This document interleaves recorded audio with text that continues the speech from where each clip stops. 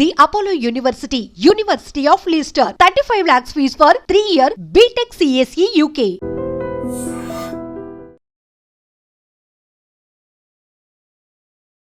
మెదక్ జిల్లా ఔరంగాబాద్లో అయితే దారుణం చోటు చేసుకుంది. ఒక కసాయి కొడుకు తండ్రి 2000 కోసం నాలుక కోయడం జరిగింది అతి కిరాతకంగా కొడవలతో.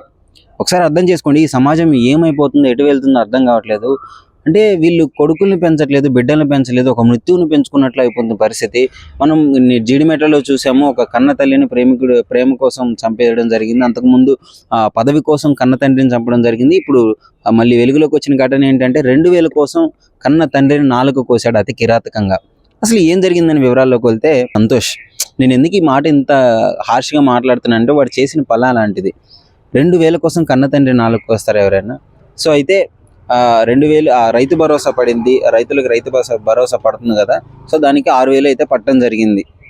మెదక్ జిల్లాలో ఆయనకి ఒక ఎకరం భూమి ఉంది, దానికి సంబంధించి ఒక 6000 అయితే డబ్బులు పడ్డాయి. 6000 పడిన తర్వాత కొడుక్కి 4000 ఇచ్చాడు ఖర్చులకి ఉంచుకోమని.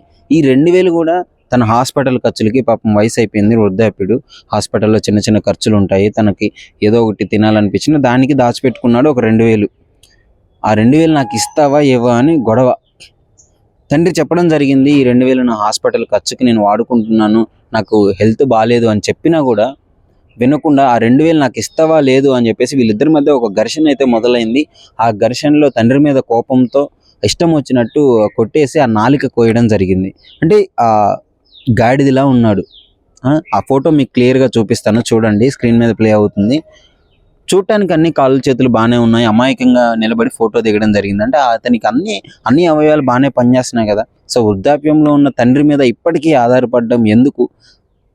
అంత కష్టపడి పని చేసుకుంటే రోజుకి నీకు 600 700 ఎక్కడికి వెళ్ళవు, కూలీనాలు చేసుకోవచ్చు. నీకు పొలం ఉంది, పొలంలో కూలికి వెళ్ళినా కానీ నీకు డబ్బులు వస్తాయి.